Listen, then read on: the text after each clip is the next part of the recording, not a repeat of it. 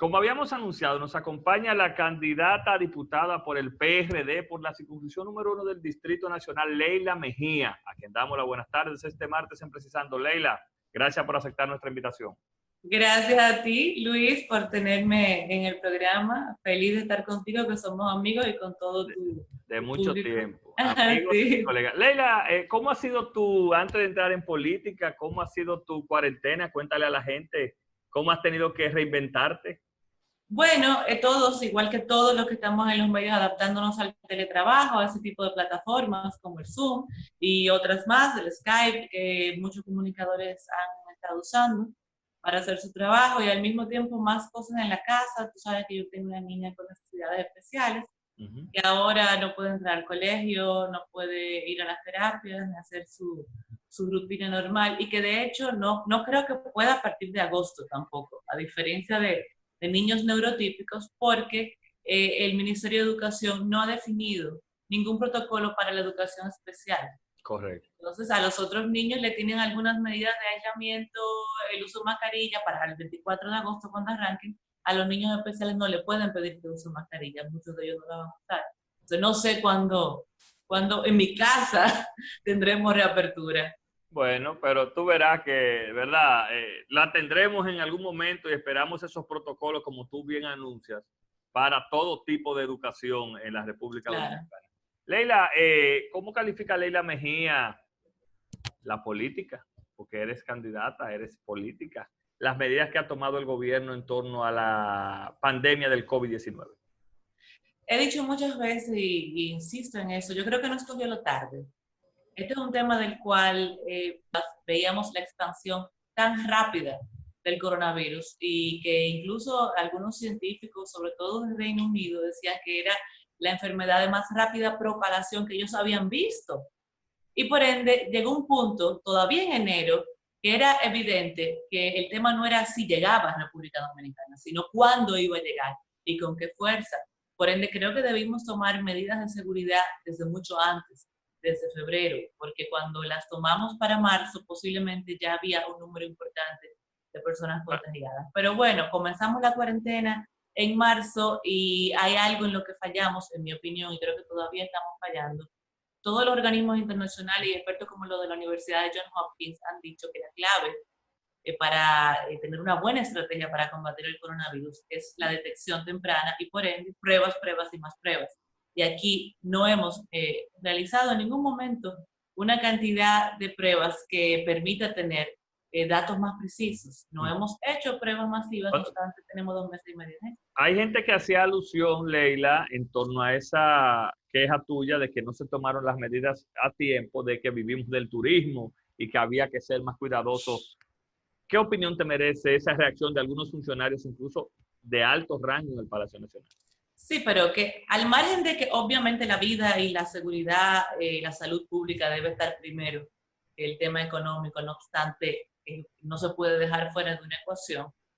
En la práctica, el hecho de que se haya tenido que prolongar tanto el estado de emergencia y que todavía estemos en un estado de incertidumbre, probablemente le haría más daño al turismo. Te voy a decir por qué. Yo conversé con la presidenta de Azonahores, Paola Rainieri, que también es vicepresidenta del Grupo Punta Cana. Y oye la situación que ellos tienen. En agosto comienza temporada baja para el país, para los hoteles. Es decir, que sigue igual los hoteles en baja. Y si no pueden abrir en julio, que todavía, aunque está en el plan de desescalada, esa es la última fase, y eso es como una declaración de intención, porque una fase depende de que la otra quede bien. Por ende, no es palabra de Dios, ¿verdad? Si no pueden abrir en julio, a ellos no les conviene abrir en agosto, porque casi siempre en la temporada alta sucede la baja.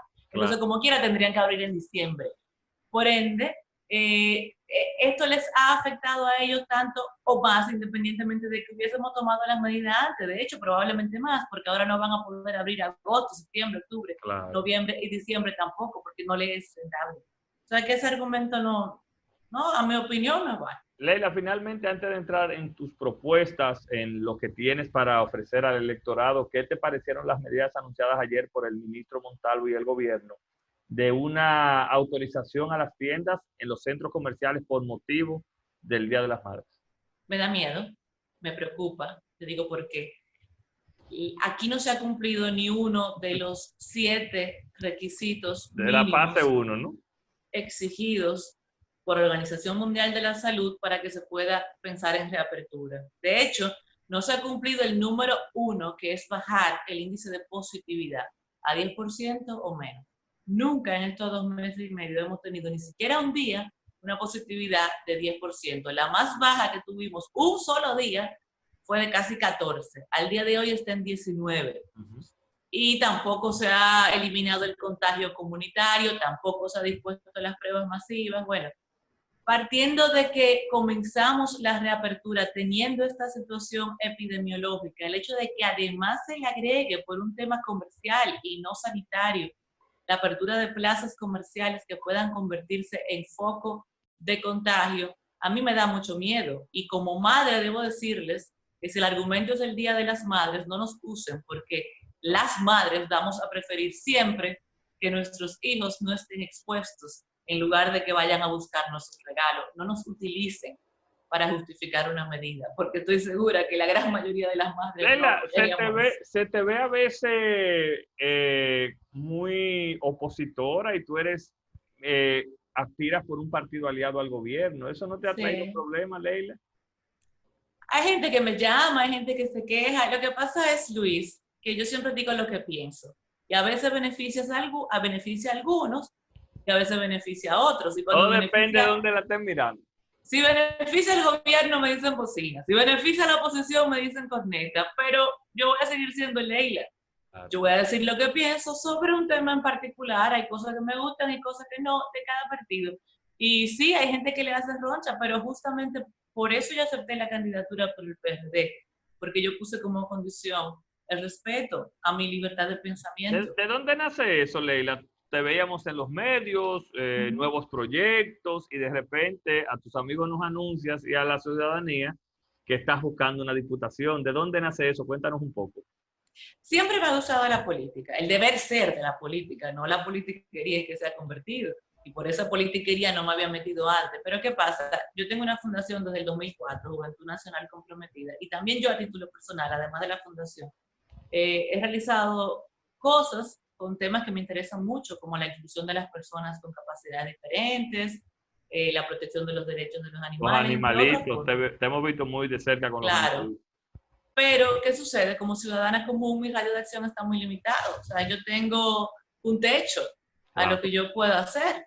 Y desde hace 2 años, por ejemplo, yo tengo un anteproyecto de ley de autismo hecho antes de pensar que me iba a meter en este asunto. Y tengo 2 años persiguiendo legisladores. Y yo dije, ya está bueno, ya yo no voy a seguir persiguiendo a ningún legislador, yo voy a tratar de llegar yo, para entonces yo someter mi proyecto en el Congreso y defenderlo. Y esa fue mi principal motivación, de hecho, ese proyecto que es la punta de lanza. ¿Por qué por el PRD, Leila? Por lo que te acabo de decir.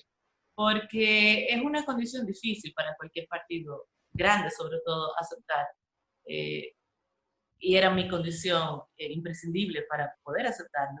Que respetaran mi libertad de pensamiento y que yo iba a trabajar, me iba a enfocar en mi candidatura, no en otras, porque además mi candidatura no valía, mi candidatura va sola, yo estoy trabajando en mi candidatura.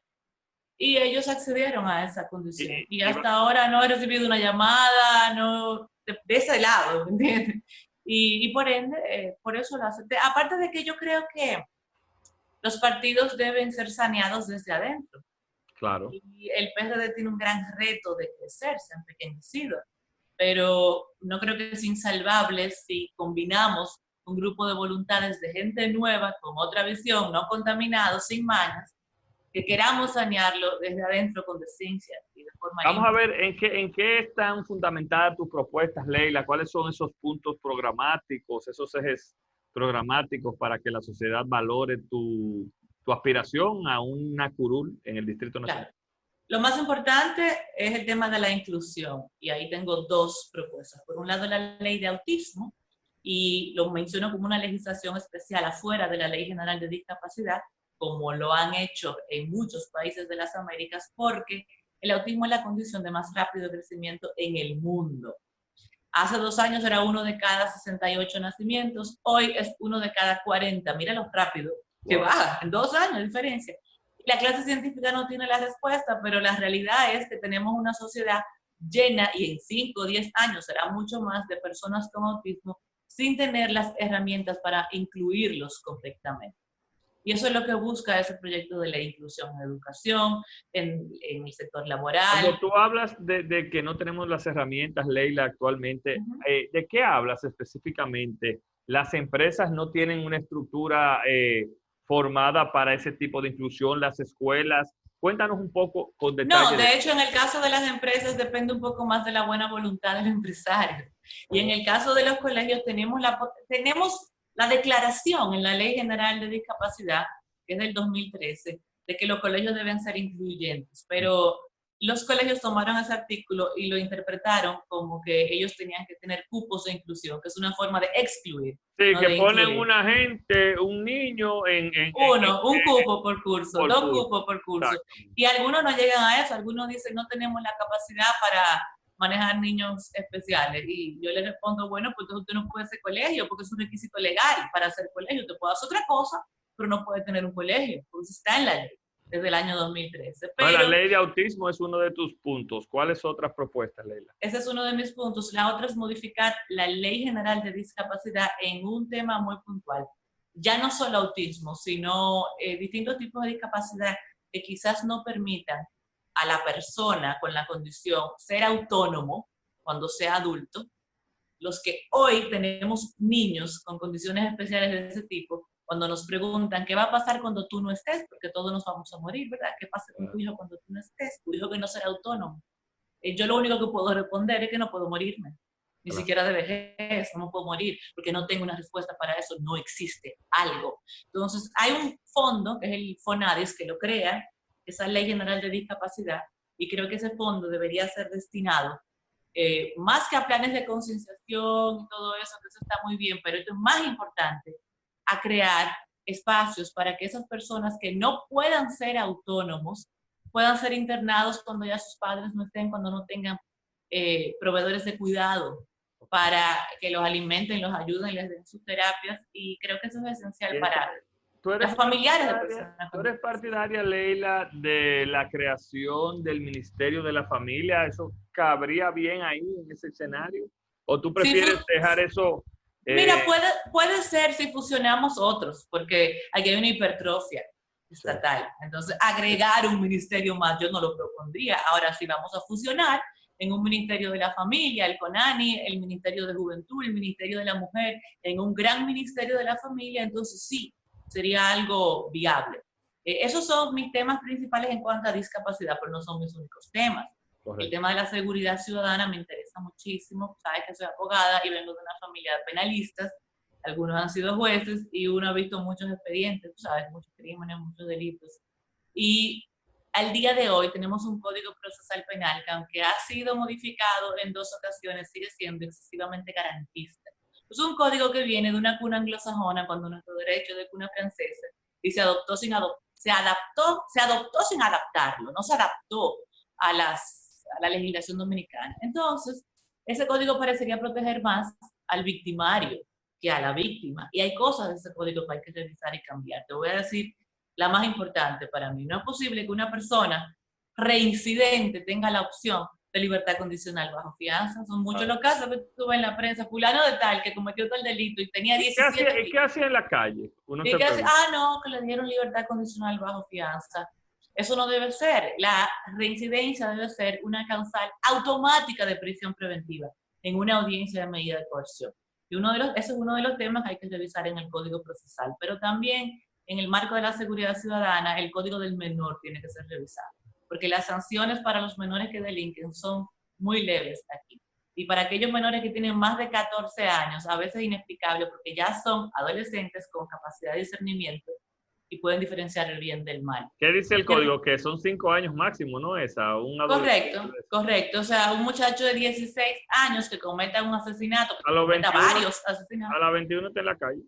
Claro. Entonces uno debería tener la posibilidad, no solamente de aumentarle las sanciones, sino de tener la opción, como existen muchísimos países, porque no es inventando el agua tibia, de juzgarlos como adultos en función del crimen. Y la O sea, no- estructura, Leila, ¿contamos con una estructura para esas modificaciones? Porque te pregunto, ¿has estudiado esa parte de la estructura carcelaria penitenciaria? Sí, sí, claro que sí, claro que sí. Se supone que en el modelo carcelario hemos ido avanzando poco a poco a unos sistemas que ayudarían más a la regeneración que lo que teníamos hace 10 años con el hacinamiento de La Victoria o Najayo, la mayoría de las cárceles. Creo que falta mucho por hacer, pero que el avance, aunque ha sido lento, ha sido sostenido. Y en cuanto al esquema jurídico, es posible que tengamos que salirnos de algunos convenios internacionales, pero podemos perfectamente hacerlo. Algunos que le ponen tope a, a la edad, al tiempo máximo de sanción para menores delincuentes. Yo creo que debemos hacerlo porque aquí hemos tenido demasiados casos de menores que han cometido cosas atroces. Mira la Incluso niña de que son Santiago. utilizados por los adultos porque saben que ese menor, la pena va a ser pírrica realmente. Igual que Claro, claro. ¿te acuerdas y escúchame que te interrumpa, la banda esta que asesinaba taxistas por placer? Correcto, correcto. Eran menores. No hay forma alguna de darle más de 5 años, porque es lo Y que tenemos al día de hoy. Leila, tienes todas las posibilidades con proyectos importantes de llegar al Congreso Nacional y hay preguntas que van a surgir y yo no quiero irme de aquí sin hacértela. ¿Qué opinión te merece a ti el tema del aborto, quienes se oponen, quienes están con las 3 causales? ¿Cuál es tu opinión, Leila? Perfecto. Mira, yo el otro día estaba viendo un debate con algunos de mis contrincantes y si bien la mayoría hizo un muy buen papel, porque yo creo que la oferta en la UNO es buena, de todos los partidos, gente joven, gente nueva, una buena oferta. Lo único que no me gustó fue que la mayoría, cuando le tocaban temas muy espinosos, estaban como en medias tintas, como que no querían cerrarse las puertas con algunos grupos. Entonces, yo soy firme en mis posiciones y el que le gusta y el que no, pues me odiará. Pero yo soy pro vida, estoy en contra del aborto, yo creo en la familia, estoy en contra de todas esas agendas importadas como la imposición de la ideología de género en las escuelas, y yo soy patriota. Hay gente que me dice, tú eres nacionalista porque cree que me ofenden haciendo la referencia a la Alemania nazi, pero para mí ser nacionalista no es una ofensa, es un halago, significa que cualquier cosa que pueda atentar contra la soberanía nacional me va a encontrar a mí de frente. De hecho, yo soy pro muro, y no lo anuncio como un proyecto mío porque de Vinicito, ese proyecto no es mío. Pero tú estarías en Pero colaboración total ahí. totalmente, totalmente, yo he escrito como 4 artículos en favor de ese proyecto de Entonces ley. tú estás en contra del aborto, tú estás Sí, en contra de las 3 causales por demás. claro. Bueno, hay una de las causales, ojo, que entiendo que debe ser sujeta a un debate más profundo ¿Cuál? del punto de vista científico, la que tiene que ver con el tema terapéutico, porque hay casos y hay casos.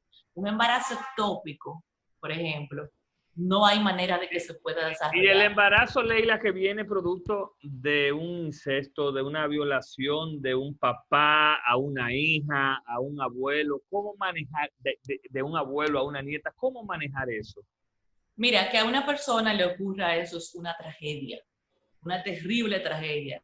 Igual como que si yo salgo de mi casa ahora y me atropellan y pierdo la movilidad de mis piernas, Dios te libre. Dios me libre, es una tragedia con la que tendré que vivir. Me ocurrió una tragedia, pero tendré que vivir con ella. En el caso de una tragedia como el incesto o la violación, hay un agravante. Estamos hablando de que hay un ser humano en gestación diferente, diferenciado, y no debe ser mi opción decidir sobre la Tú vida eres de otro. partidario, Me ocurrió una tragedia, pero no es mi decisión. pero tú eres partidaria, Leila, de que se pudiera buscar los mecanismos para que esa criatura sea dada en adopción, Sí, algo por ahí. a eso iba Luis, porque yo entiendo perfectamente que puede ser un trauma, que puede ser una violación a una joven muy pequeña, perfectamente. Y Tú puedes ser que la mamá de tu hermana. Hay claro, muchísimas. hay que facilitar los canales para adopción. Son muy complicados en este país. Hay gente que viene, extranjeros que vienen y adoptan y se llevan niños de aquí, pero no lo hacen de una forma legal, regular, porque no es tan fácil. Hay unas listas de espera larguísimas. No entiendo por qué es tan difícil, porque hay muchos niños necesitando hogar y muchos padres buscando adoptar niños, pero se la ponen en China. Entonces hay que, sin flexibilizar al extremo de que no se depure correctamente a potenciales familiares, porque tampoco le vamos a dar un niño a delincuentes. Ahí te Sin di flexibilizar. te di otro proyecto ahí, revisar Me la diste ley de otro adopción. proyecto. Es verdad, Luis, te lo agradezco. Me diste otro proyecto. Es muy Leila, importante. Y me queda un proyecto que no ¿cuál? mencioné. Rapidito. La modificación de la Ley de Protección Animal, que es una hija mía, por cierto, Correcto, es verdad. desde el año 2012, pero me di cuenta con la implementación que las sanciones son muy débiles y no son lo suficientemente disuasivas para potenciales agresores. Entonces hay que aumentar. Leila, finalmente, déjame acudir a Leila, la comunicadora. ¿Ves en el escenario político definición en primera vuelta el 5 de julio? Yo espero que sí. Y eso es wishful thinking, como No, dicen pero no es lo que tú esperas o quieres. Tu olfato, ¿qué te dice, Leila? Yo creo que mi olfato me dice que no, pero también uno está tan bombardeado por decenas de encuestas, algunas serias, algunas que uno no conoce, que eso hace que uno se le ponga la cabeza loca, ¿verdad? Yo creo hasta el momento que no, pero yo de verdad espero que sí, quien sea, porque te digo algo, sería aún más traumático para el país tener que ir otra vez a elecciones el 26 de julio. Pero bueno, al día de hoy parece la vuelta o no, y eso sigue estando en incertidumbre, no por la decisión de los otros países, porque por ejemplo Nueva York, que es donde hay más votantes, ya dijo que sí, el gobernador Cuomo, sino porque la Junta no se preparó para que le dijeran que sí. Gracias a Leila Mejía por estar con Gracias nosotros. Y de verdad, éxitos, y sé que la ciudadanía va a ponderar mucho tu oferta. Gracias, Leila. Luis, a ti.